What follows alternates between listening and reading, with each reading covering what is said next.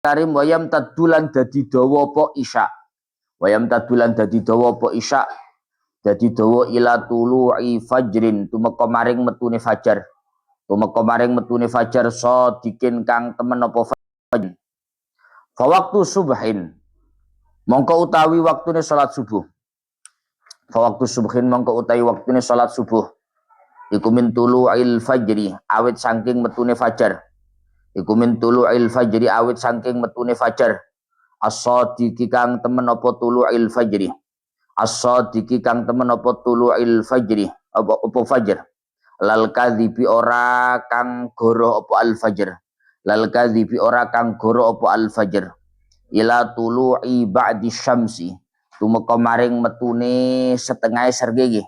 Tumeka maring metune setengah srengenge. Wal asru hiya salatul wusta li sihhatil hadithi bih fa hiya afdhalus sholawati. Pun samangke mana Mbah? Hah? Syarat ketiga. Syarat ketiga piye to?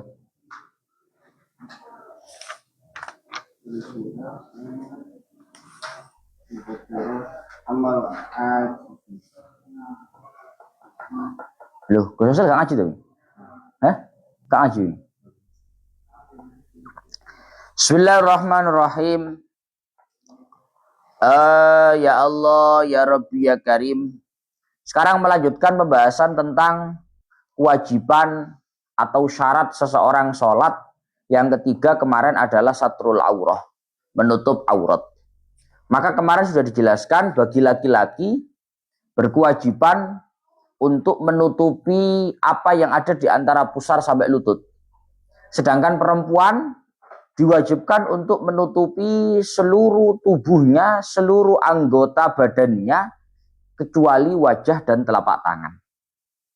Kewajiban ini in qadara ay kullun minar rajul wal hurra wal amati alaihi ay satri. Jika memang laki-laki maupun perempuan tadi mampu menutupi auratnya. Yes. Jika memang laki-laki dan perempuan itu mampu untuk menutupi auratnya. Amma yasturul aurah fayusalli wujuban arian bila i'adatin walau ma'a wujudi satirin mutanajjisin. Sehingga diwajibkan untuk menutup aurat itu adalah orang yang mampu. Bila mana seseorang tidak mampu untuk menutupi auratnya, yes. Bila mana seseorang tidak mampu untuk menutupi auratnya, maka dia tetap diwajibkan sholat dalam kondisi telanjang arian bila i'adatin. Kalau seseorang tidak mampu untuk menutupi auratnya, maka dia tetap berkewajiban dalam kondisi telanjang dan tidak harus dia ulangi. Dan tidak harus dia ulangi. Artinya, kalau memang benar-benar tidak mampu untuk menutup auratnya, benar-benar nggak mampu, mungkin memang nggak ada pakaiannya yang memenuhi syarat untuk menutup aurat, atau ada tapi najis lah, atau apapun itulah. Yes? Maka ketika seperti itu, dia wajib untuk tetap sholat dalam kondisi telan untuk mengulang. Iya, anak uang nggak dia kelambi, sholat. Ya apa terus aku? Ya sembahyang. Sembahyang piye? Artinya tidak menutup aurat. Nah terus nanti kalau misalkan ada pakaian, apakah harus mengulangi sholatnya? Tidak harus. Kalau nanti misalkan sholat yang dia lakukan tadi pada saat dalam kondisi tidak ada pan, itu tidak perlu untuk diulangi. Walau ma'awujudin mutanajjisin ta'adzara ghusluhu. Meskipun toh keberadaan dia mampu untuk menutup auratnya sehingga dia sholat telanjang, itu meskipun ada penutup yang najis tapi tidak bisa dihilangkan. Berarti wong lek gak mampu nutup aurat, orang kalau tidak mampu untuk menutup aurat, maka dia diwajibkan untuk tetap sholat dalam kondisi telanjang. Gus misalnya ini kasusnya, jadi duduk gak ono kelambi. Sebenarnya bukan kok nggak ada pakaian untuk menutup aurat, ada. Tapi pakaiannya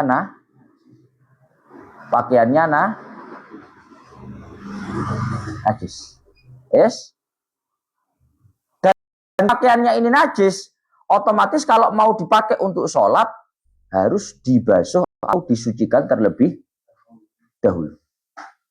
Lah sayangnya pakaian yang terkena najis ini tidak mungkin untuk disucikan. Tidak mungkin untuk disucikan. Kan najis itu macam-macam tuh, Pak. Orang najis itu nggak disucikan, orang najis nggak kena. Jali. Kadang najis itu Pak. Ambil kain itu menyatu, paham mesti. Paham mesti. Itu jika dilanggar nggak kena. Ta'adzara husnu. Benar-benar nggak mungkin. Sehingga ketika seseorang itu meskipun dia punya pakaian yang dalam kondisi ada najisnya dan tidak mungkin untuk dibasuh disucikan, maka dia tetap berkewajiban untuk sholat dalam kondisi telanjang. Titik. Yes. Lah, laman amkanahu tadhiruhu. Berbeda halnya orang yang memiliki pakaian yang kena najis tapi mungkin untuk dia mensucikan baju itu. Nah ini. Maka kalau orang ini tidak boleh sholat dalam kondisi telanjang, melainkan harus mensucikan pakaiannya yang kena najis dan mungkin untuk disucikan, meskipun wa in kharajal waktu, meskipun imbasnya adalah waktunya akan habis. Paham? Yes. Iko sing kapan hari tak omong nih kayak Pak. Ada orang punya baju, punya sarung, tapi sarungnya bajunya kena najis. Kena uyum, kena opo, pokoknya kena najis, pokoknya kena darah atau apa. Dia mau sholat, nggak ada pakaian lagi selain pakaian itu, pakaian yang kena najis itu. Maka gimana? Mungkin nggak disucikan? Mungkin Gus, bisa ini najisnya dihilangkan. Kalau memang bisa ya bersihkan aja najis. Baru nanti kamu sholat. Loh, kalau saya nunggu ini disucikan Gus, nunggu bersih dari najis, suci dari najis, bisa habis waktunya. Nggak apa-apa. Nggak boleh kamu sholat dalam kondisi telanjang, dalam kondisi seperti ini. Karena dalam kondisi ini, orangnya masih mungkin untuk mewujudkan syarat menutup aurat dengan cara mensucikan baju yang najis, meskipun imbasnya keluar waktu. Paham nggak? Apa paham apa? Kalau apa? Ada pakaian tapi najis, tapi dibersihkan, maka dibersihkan dulu meskipun imbasnya adalah keluar waktu. Intinya itu syarat itu fair, Pak. Kalau baju kamu itu bisa disucikan dulu. Meskipun imbasnya sampai habis waktu. Tapi kalau baju kamu nggak bisa disucikan, apa piye terusan? Ngenteni apa? Ya nggak perlu ngenteni apa-apa ya. Wong memang nggak ada pakaian. Meskipun ada pakaian yang najis, tapi nggak mungkin untuk disucikan. Ya sudah, jangan kamu pakai, kamu sholat telanjang. Ya mendingan kelabian najis, ya gak ono mendingan ngono. Paham maksudnya? Ya sudah, sholatnya dalam kondisi telanjang saja. Tapi kalau baju kamu yang kena najis mungkin untuk disucikan, meskipun imbasnya sampai habis waktu, disucikan dulu. Walau qadara ala satiri ba'dil aurah, lazimahu as-satru bima wajib. Ketika ada seseorang punya pakaian untuk menutupi auratnya, tapi tidak secara keseluruhan. Auratnya mulai pusar sampai lutut kalau laki-laki. Kalau perempuan auratnya semuanya selain wajah dan telapak tangan. Ini saya punya Gus, pakaian untuk menutup aurat tapi nggak total, ya. Tidak 100%. Iki kira-kira lek gak 100% ini, aduh gak blas. Aduh gak blas mesisan, apa tetap masih gak jangkep? Nah, pertanyaan ini. Saya narek klambine najis gak kena suceni. Sekarang klambi pokoknya. Ono katok-tok. Katok iki lek ditarik munggah nutup udel dengkule ketok. Hah? Nek menisar nutup dengkul udele ketok. Paham ya? Ini namanya tidak bisa menutup secara keseluruhan aurat kita. Maka apakah yo lek ngono padha-padha ngono sekarang ditutup ae. Yo. Sama-sama tidak akan sempurna penutupannya. Ataukah tetap wajib ditutupi meskipun tidak sempurna? Maka jawabannya tetap lazimahu wajad. Dia tetap harus menutupi auratnya dengan pakaian yang dia temukan, yang dia miliki. Artinya apa? Uang ini masih gak iso sempurna, ojo bahasan gak blas. Paham? Gak iso ngaji langsung aku rek. Pas mudik nambah Banyuwangi. Lu kan gak iso kan teko langsung. Ngaji online kan iso. Nah, ngono lho, Mbah. Cara ngono iki ngono. Ojo me alasan tok, cara ngono. Gosok ngaji Gus pas mudik nambah Banyuwangi sing sik wis yo. Para menit takoni. Piye, Ruk? Ambengi paham ora nah wong kula gak ngaji kok. Nyapa kowe ora ngaji? Wong kula nang Banyuwangi. Tapi kan iso online. Iki cara bahasane mala yudraku kulluh la yutraku julluh.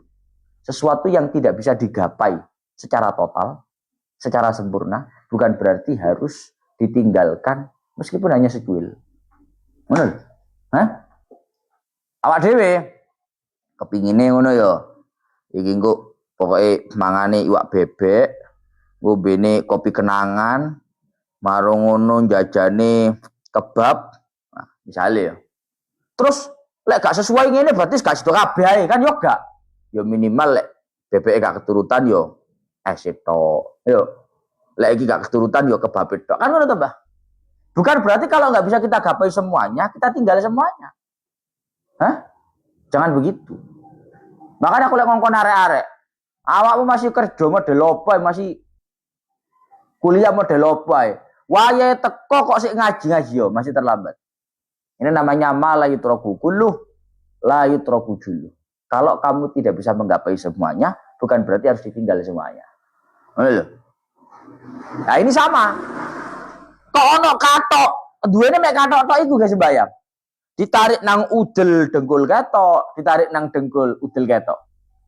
Berarti gimana? Ya tetap kamu pakai untuk sholat. Terus Gus, menangkan yang mana? Waqad damas sau'ataini. Kalau misalkan pakaian kamu itu hanya bisa menutupi sebagian titik saja dari aurat kamu, nggak bisa semuanya, maka yang lebih diprioritaskan adalah sau'ataini. Dua barang yang tidak pantas itu. Barang ngarep karo barang buri ya. Iya. Misalnya mbak duwe kae cak bunderan loro ini ya. Rik ya? Hah? Berarti kayak ono double tip, tablet ning ngarep, tablet ning buri. Lho ki tenanan. Wis. Mbak situ tok Gus bunderan Gus, gak loro iki kae ini. Kayaknya cuma satu. Satu bunder ini. Kayak ngarep apa kayak buri? Fal kubula fatubula. Kalau cuma satu, tidak bisa menutupi dua-duanya, depan belakang, berarti depan saja. Ya. Kowe cara dalan buri ketok rapat isin daripada kok jalan ngarep. Ya lho. Ngono ora? Hah? Guyu. Iki tenanan nih. Fal kubula fatubula. Kalau bisa dua-duanya depan belakang ditutupi, tutupi. Kalau dua-duanya nggak bisa, hanya bisa satu, berarti depan saja. Lah kok kasus iki mau Gus? Udel apa dengkul? Lek udele ditarik dijonjong ini set, dengkule ketok. Lek ditarik menisor nang dengkul, udele ketok. Kira-kira dimenangno sing tidak ada pembahasan di sini. Di sini hanya memprioritaskan perihal depan dan belakang. Nggak ada masalah itu. Jadi bebas. Mau tarik munggah kena, mau tarik menisor kena. Ya. Kamu tarik, kamu angkat ke pusar boleh, kamu tarik ke lutut pun boleh. Atau nyisi, sing kanan dengkul, sing kiwa udel lah, sakarepmu ngono ya kena, bebas. Bebas. Wong setos kan bebas ya. Ya. Kok ngene lho, catok iya cek adil, sitok munggah sitok menisor. Ya Allah. Wala yusalli ariyan ma'a wujudi haririn bal labisan lahu li'annahu yubahu lil hajah. Kemudian bagaimana ketika seseorang tidak punya pakaian untuk menutupi auratnya? Hanya ada pakaian itu sutra. Di mana sutra itu haram untuk dikenakan. Apakah orang ini sholatnya harus dalam kondisi telanjang? Paham mesti ya? Tadi kalau ada orang punya pakaian najis, ya nggak mungkin disucikan. Pilihannya sholat pakai pakaian najis atau sholat dalam kondisi telanjang. Kok mantu? Biar tak mungkin entahnya mandu. Orang sholat, yes, punya pakaian hanya satu, najis, dan nggak mungkin disucikan. Pilihannya sholat dalam kondisi telanjang atau sholat dengan pakaian najis. Telanjang, yes ya. Yang ini pilihannya dalam kondisi telanjang. Sekarang pertanyaan kedua, orang sholat dalam kondisi atau orang itu sholat dengan pakaian satu-satunya yaitu sutra? Hah? Loh, kowe kok ras bayang, kula duwene mek sutra tok, Gus. Sutra kan gak oleh. Duwene mek sutra tok kula. Saya punyanya cuma sutra saja. Yang lain saya nggak punya. Kira-kira pertanyaannya, orang ini sholat dalam kondisi telanjang karena nggak ada pakaian selain sutra, atau tetap sholat dalam kondisi menutup aurat dengan menggunakan sutra? Sing ndi, Mbah? Gitu loh. Wala yusalli ariyan. Seseorang tidak diperkenankan sholat dalam kondisi telanjang. Ma'awujudi haririn. Jika di sana wujud ada yang namanya sutra. Balla bisan lahu. Dia harus mengenakan sutra itu. Memakai sutra itu. Lah kan haram, Gus. Li'annahu yubahu lil hajah. Karena sutra yang haram itu diperbolehkan kalau memang ada hajat. Dan ini kan ada hajat mau sholat. Harus tutup aurat, gak ada yang lain. Maka kalau ini wajib untuk dipakai sutranya. Jangan telanjang. Harus dipakai sutranya. Pun. Kemudian wayalzamu at-tatyinu law adima tsauba. Wayalzamu at-tatyinu law adima tsauba au nahwahu. Kemudian wajib untuk tatyin. Tatyin itu apa istilahnya ya? Ngenduti. Ngenduti itu, kamu tahu ndut? Tanah liat. Lumpur. Ya. Seseorang wajib untuk tatyin. Tatyin itu melumuri badannya, auratnya dengan menggunakan tanah liat atau lumpur.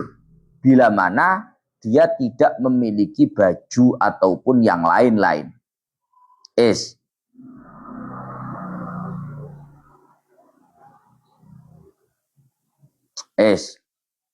Artinya ini Pak, misalkan kamu nggak punya baju, nggak ada baju untuk tutupan aurat ketika sholat,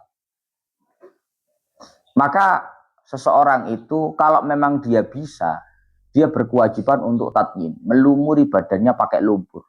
Kamu tahu lumpur ya? Lumpur itu kan kalau dibuat tutupi badan kan ya iso Pak.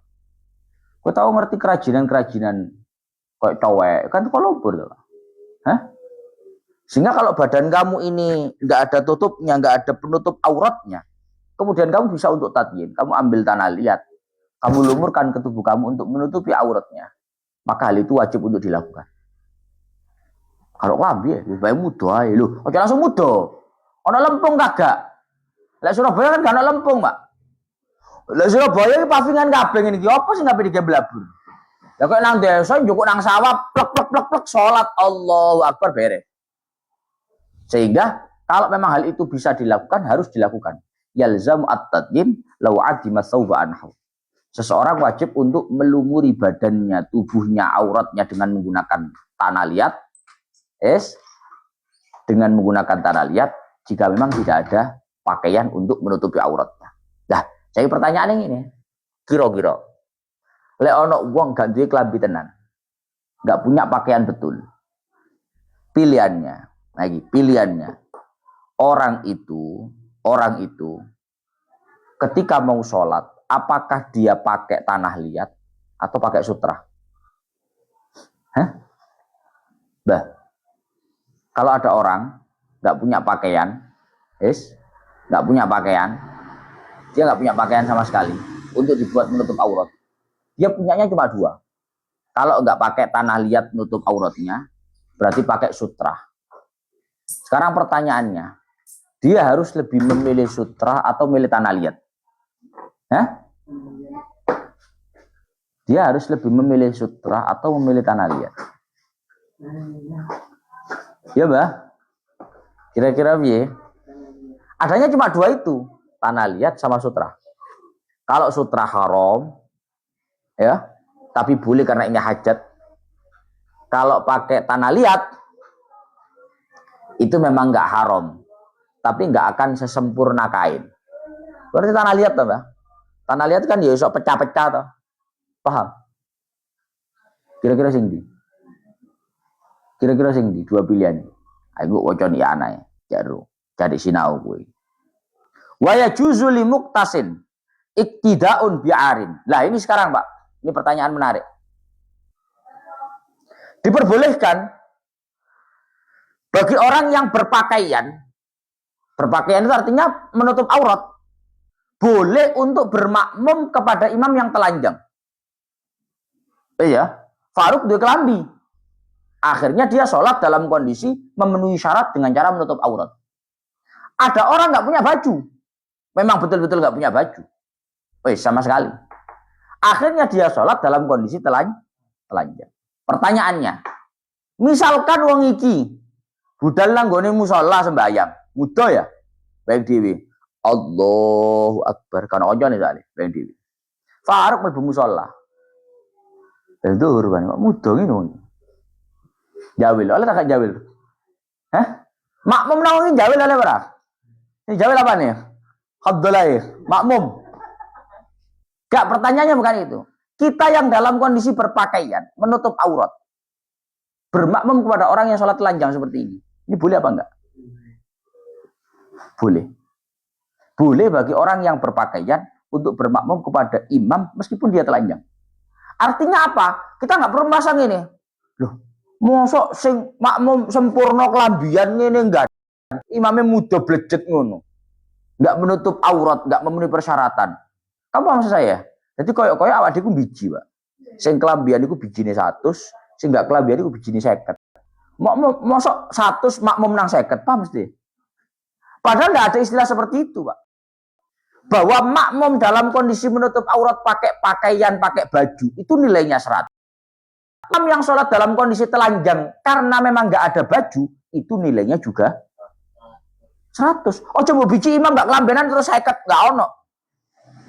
Nilainya imam 100 karena apa? Meskipun dia tidak berpakaian, dia sempurna untuk dia. Karena memang nggak berpakaiannya ada pakai, paham ya? Oh jadi badan nabi iki seje kondisi Pak. Masih iki lek gak ono kelambi muda arek iki. Iki muda iki duduk krono apa? Karena tidak ada baju. Akhirnya dia telanjang. Yang nggak berbaju karena memang nggak ada baju, dengan yang berbaju karena ada baju, ini nilainya sama-sama 100. Oke?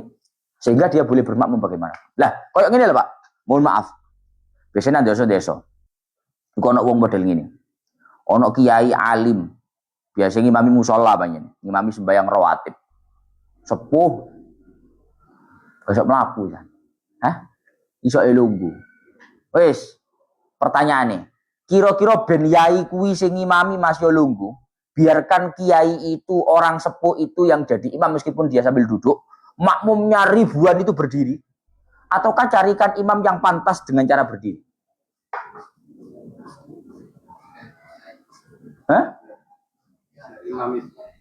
Biarkan imam itu. Oleh wong kan gak ono, Pak. Ngapa wong makmum sak men iso ngadeg kabeh tolek imam lumpuh ngono ya. Wong saiki kan ngono Pak welek. Ngapa kene gagah-gagah iso ngadeg jenggreng kabeh. Imam lumpuh ngono. Ndak ada istilah seperti itu. Salat lu gak jangkep ganjarannya. Udah ada. Orang yang sholat duduk karena memang nggak mampu berdiri, nilainya sama dengan orang yang sholat berdiri karena mampu berdiri.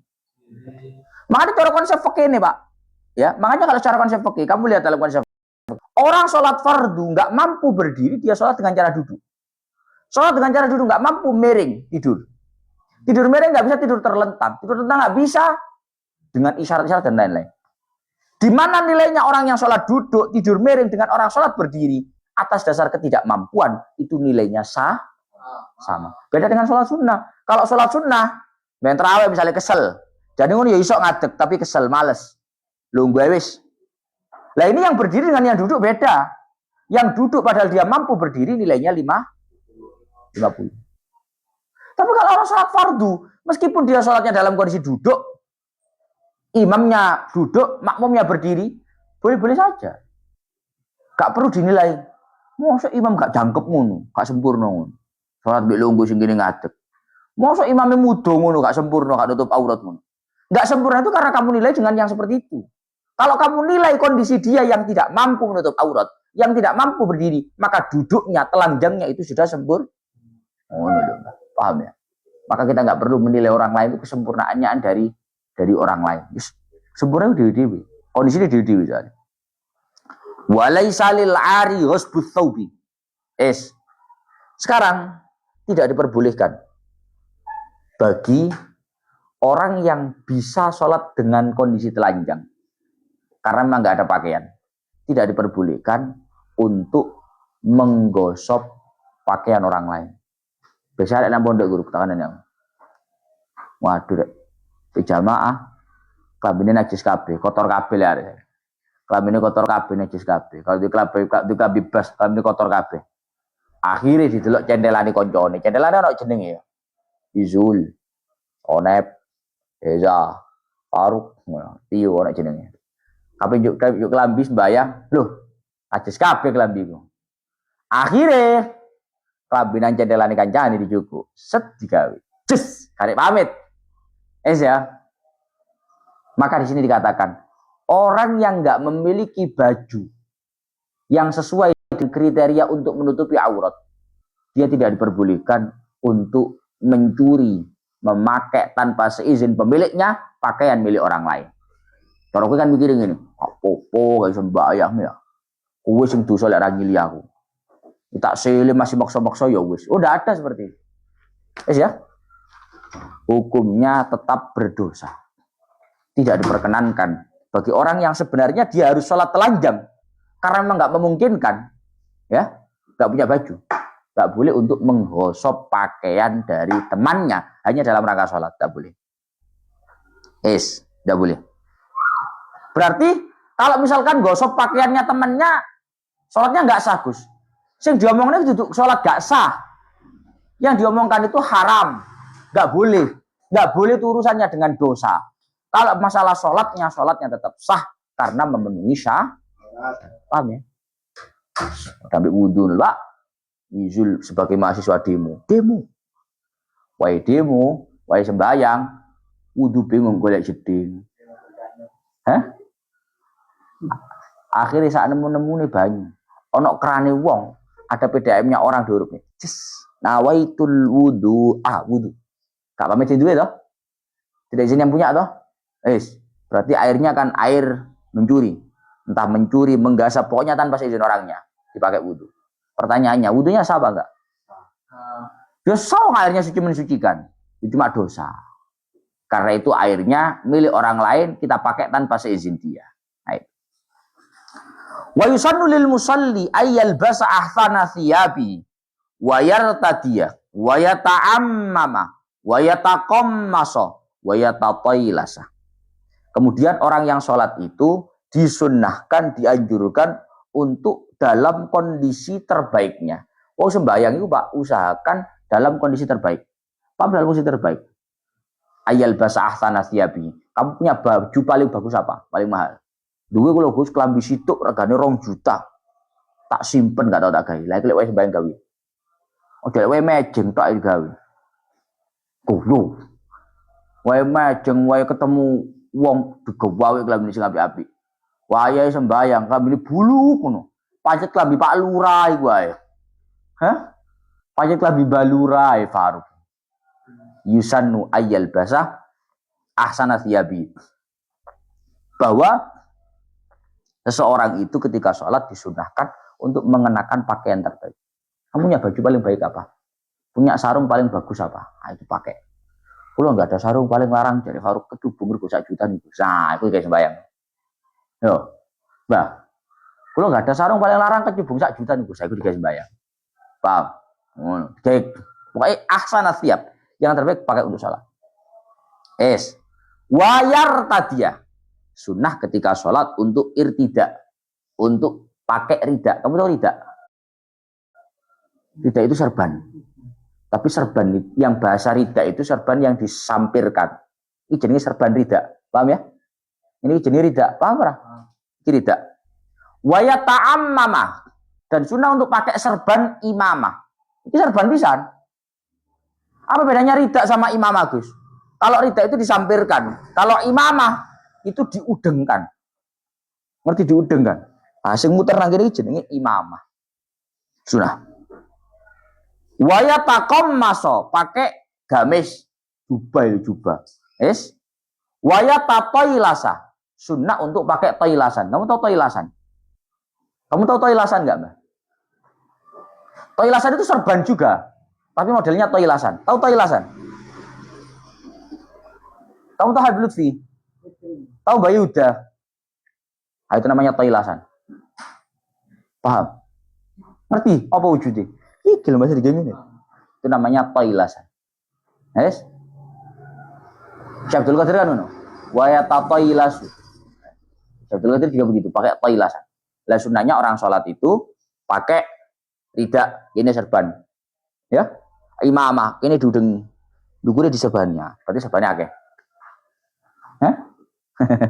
Sunnahnya begitu. Walau kana indahu saubani faqat labisa ahadahuma wartada bil akhar in kana samma sutratun wa illa ja'alahu musalla kama afta bi syekhuna. Ini pembahasan menarik, Pak. Rungokne. Biasa ya, aku gak ero. Biasanya ono wong budal teko omah, ada orang berangkat dari rumah ke tempat sholat, ke masjid, ke musola, itu bawa serban. Kalau nggak bawa serban, bawa sajadah. Paham ya? Nah itu macam-macam. Ada yang serbannya itu ketika nyampe musola, ketika nyampe masjid, itu tetap disampirkan di pundaknya sini. Ada yang ditaruh untuk tempat sholat. Paham ya? Paham ya? Sekarang pertanyaannya, sebenarnya yang benar, kalau orang bawa serban atau bawa sajadah, itu biarkan disampirkan di sini sebagai rida atau dipakai untuk tempat sholat.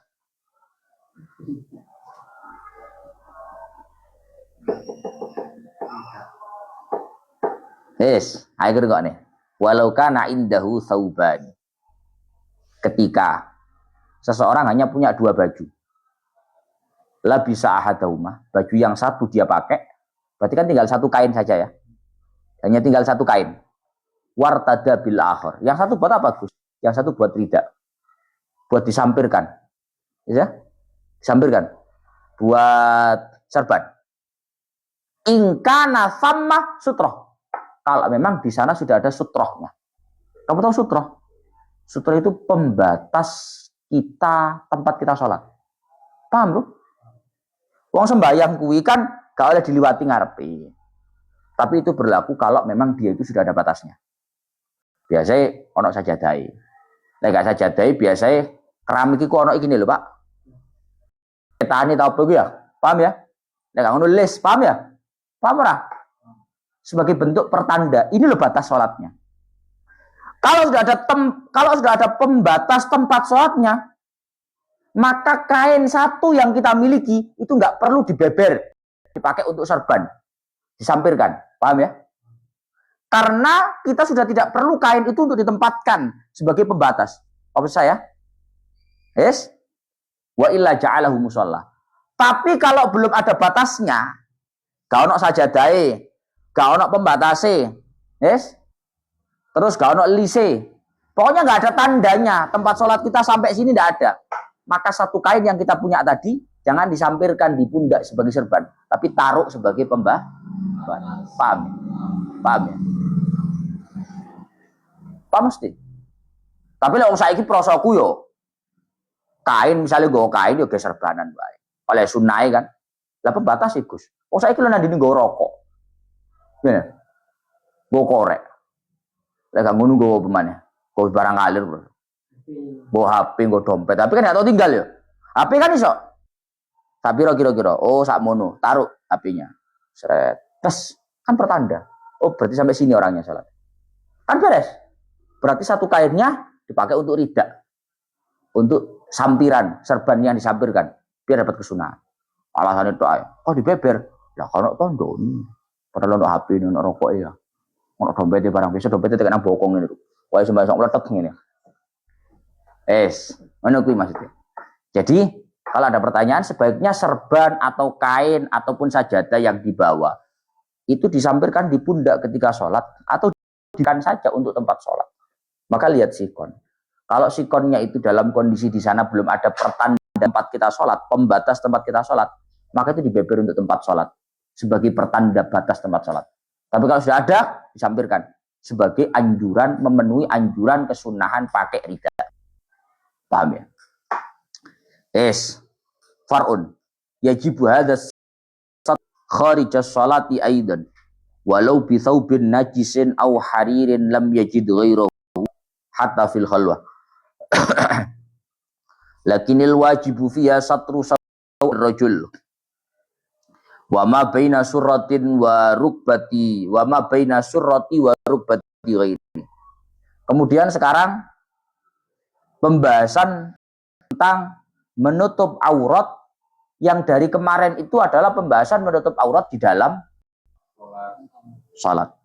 Apakah menutup aurat itu cuma dalam salat, Gus? Lek wis njobo salat kan katanya pembahasan menutup aurat kan di dalam salat, Pak, syaratnya salat. Apakah ketentuan keharusan untuk menutup aurat itu hanya berlaku di dalam salat? Ternyata yajibu hadza satru kharija sholati aidha.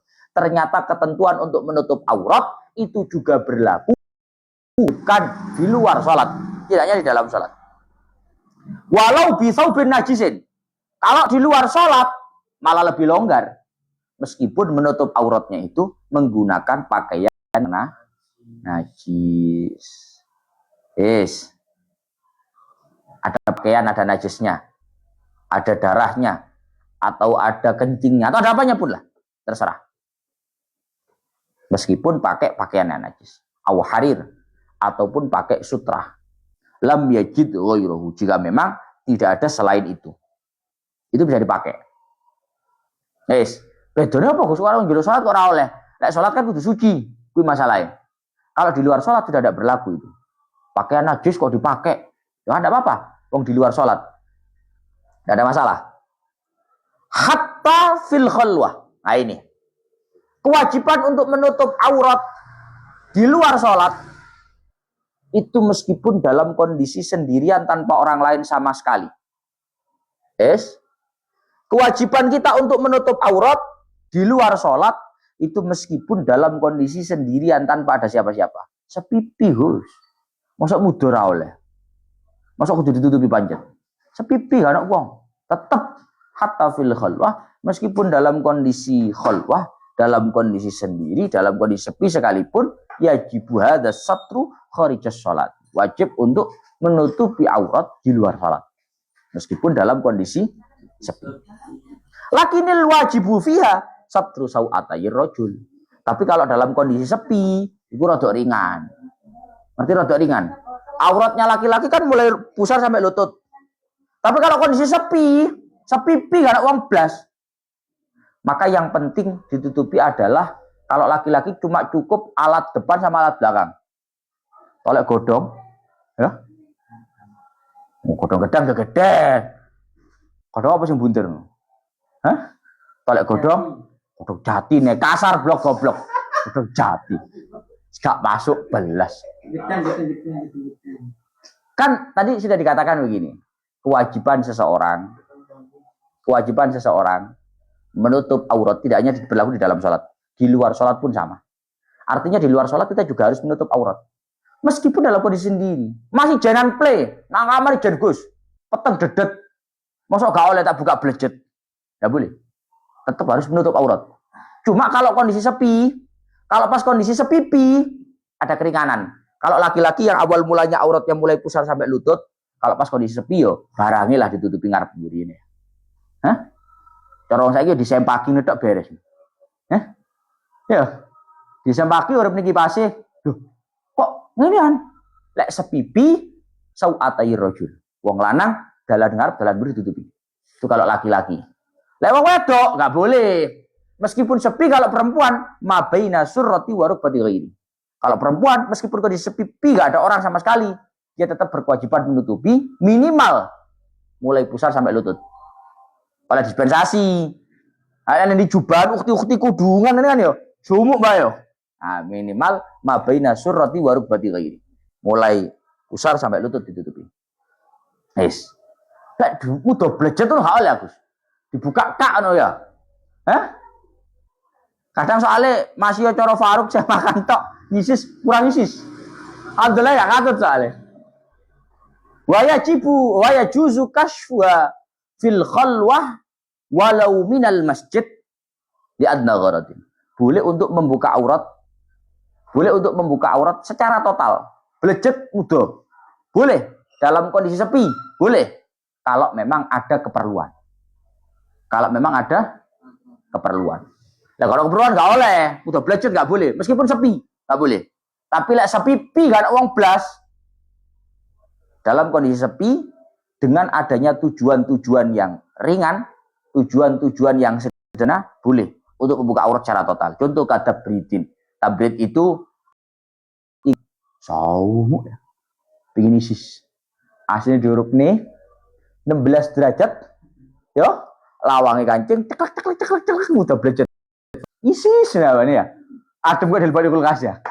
Hah? Ini boleh dalam kondisi sepi dengan tujuan. Misal ya, sumuk boleh.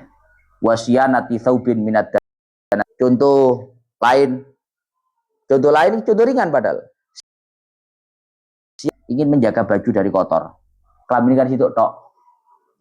Harus durung sempat ubah-ubah. Pingin laundry durung gawe nang laundryan. Yes, kelamin kan situ. Iki tak ngleset Gus, lungset kabeh.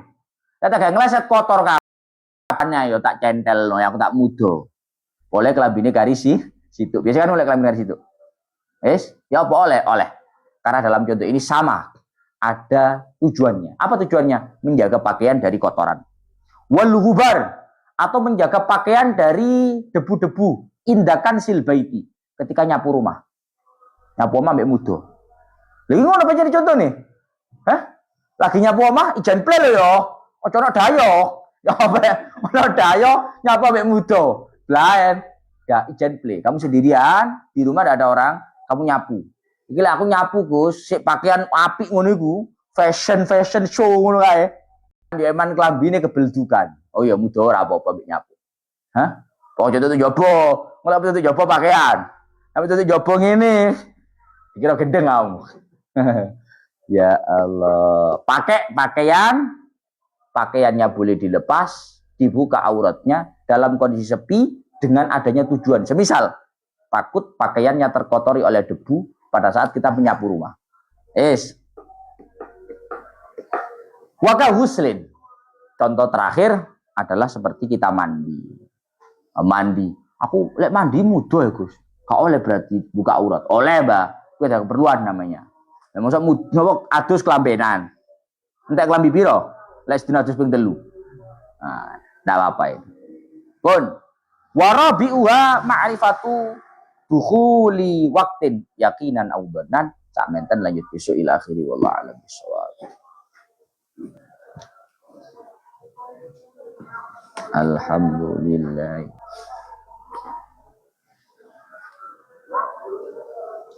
Alhamdulillah maturun punya Gus bermanfaat. Amin. Bu Hamidah sudah pulang dari Peloso.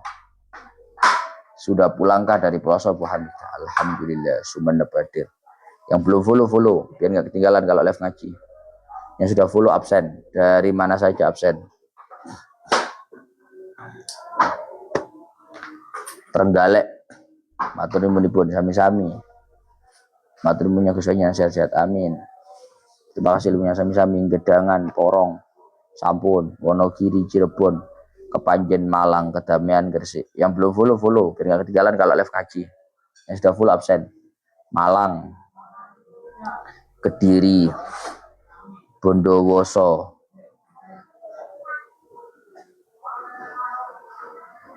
Bondowoso ra follow.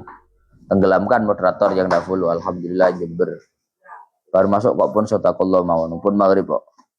Mojokerto hadir, Bantul, Jombang, Rembang, Kediri. Bisa difaham Gus walaupun aku orang ngapak, orang kepenak. Beberapa hari libur ya Gus. Kemarin saya emang keluar, di samping kan kemarin Asyuraan jadi libur. Terus kemarinnya kan saya call ke Peloso. Senin kan pulang ngaos. Dari Bangil. Syukuran Gus ilmunya berkah Surabaya siap. Olin Jember.